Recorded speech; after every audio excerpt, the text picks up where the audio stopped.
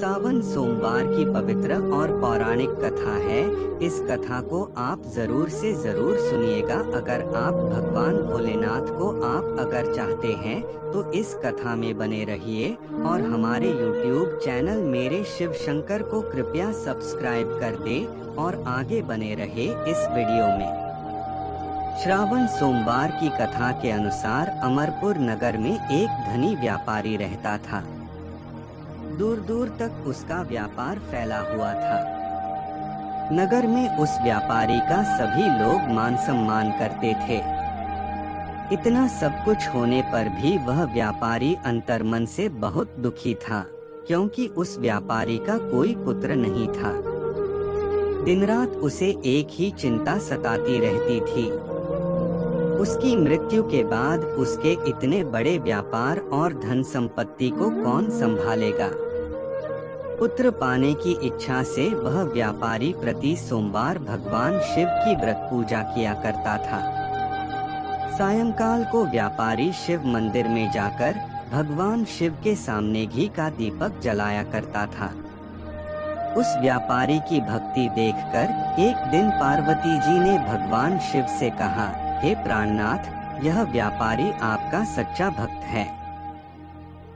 कितने दिनों से यह सोमवार का व्रत और पूजा नियमित कर रहा है। भगवान आप इस व्यापारी की मनोकामना अवश्य पूर्ण करें।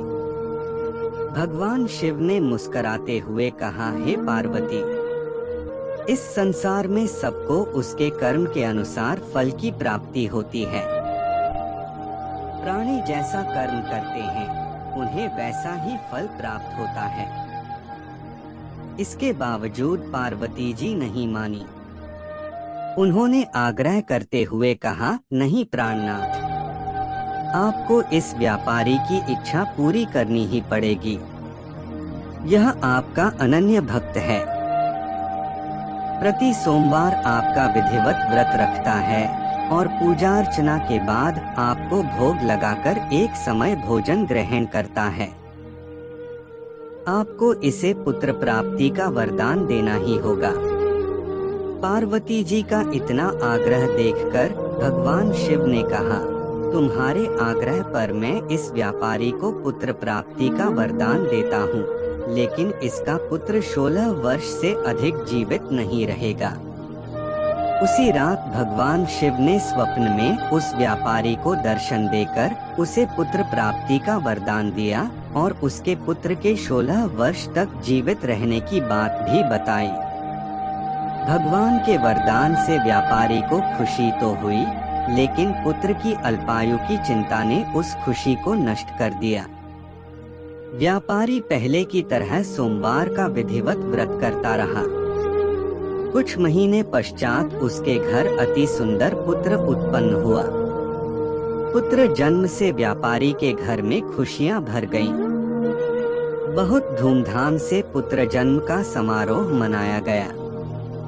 व्यापारी को पुत्र जन्म की अधिक खुशी नहीं हुई, क्योंकि उसे पुत्र की अल्प आयु के रहस्य का पता था। यह रहस्य घर में किसी को नहीं मालूम था। विद्वान ब्राह्मणों ने उस पुत्र का नाम अमर रखा।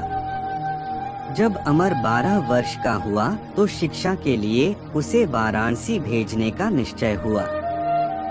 व्यापारी ने अमर के मामा दीपचंद को बुलाया और कहा कि अमर को शिक्षा प्राप्त करने के लिए वाराणसी छोड़ आओ। अमर अपने मामा के साथ शिक्षा प्राप्त करने के लिए चल दिया। रास्ते में जहाँ भी अमर और दीपचंद रात्रि विश्राम के लिए ठहरते, वहीं यज्ञ करते और ब्राह्मणों को भोजन कराते थे।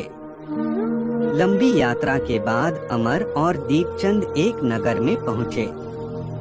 उस नगर के राजा की कन्या के विवाह की खुशी में पूरे नगर को सजाया गया था।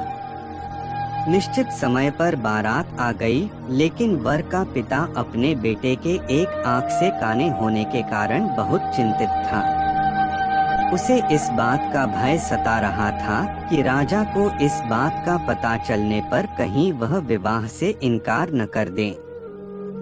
इससे उसकी बदनामी होगी। वर के पिता ने अमर को देखा तो उसके मस्तिष्क में एक विचार आया।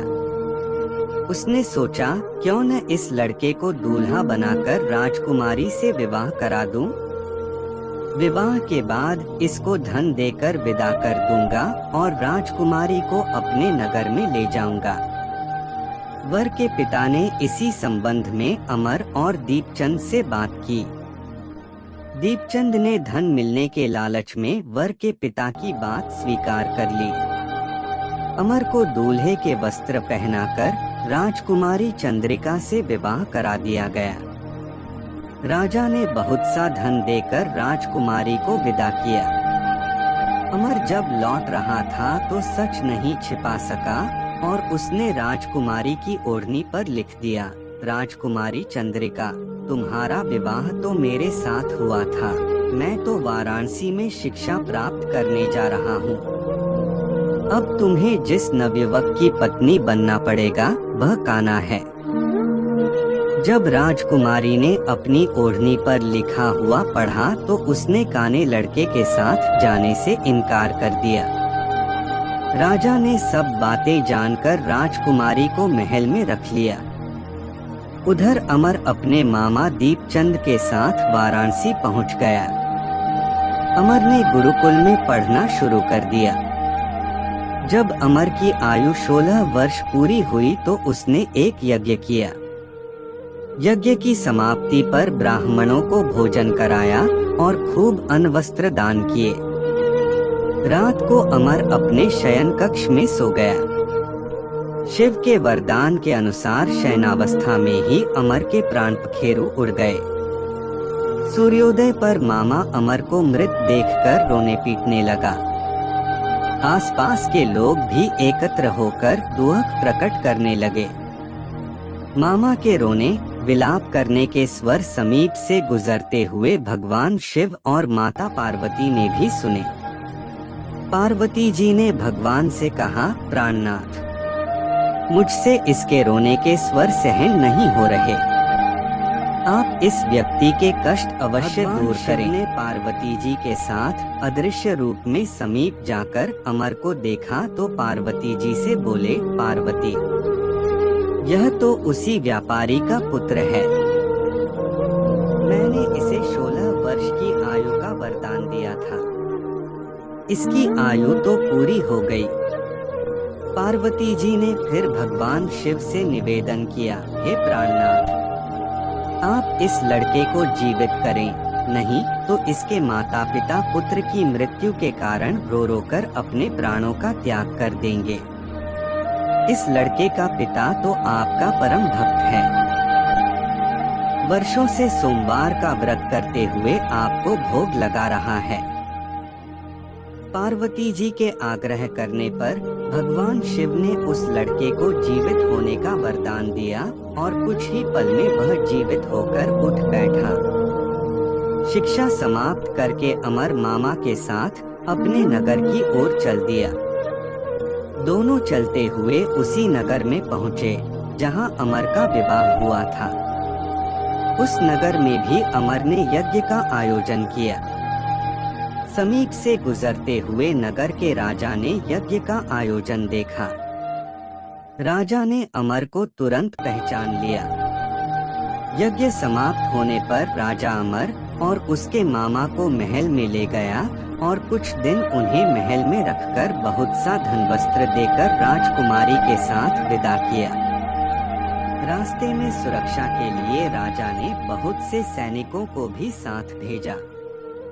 दीपचंद ने नगर में पहुंचते ही एक दूत को घर भेजकर अपने आगमन की सूचना भेजी। अपने बेटे अमर के जीवित वापस लौटने की सूचना से व्यापारी बहुत प्रसन्न हुआ। व्यापारी अपनी पत्नी और मित्रों के साथ नगर के द्वार पर पहुंचा। अपने बेटे के विवाह का समाचार सुनकर पुत्रवधू राजकुमारी चंद्रिका को देखकर उसकी खुशी का ठिकाना न रहा।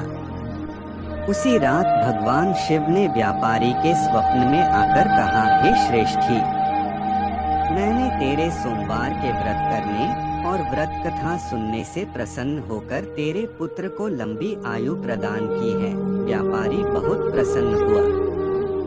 सोमवार का व्रत करने से व्यापारी के घर में खुशियां लौट आईं। शास्त्रों में लिखा है कि जो स्त्री पुरुष सावन के सोमवार का विधिवत व्रत करते और व्रत कथा सुनते हैं, उनकी सभी इच्छा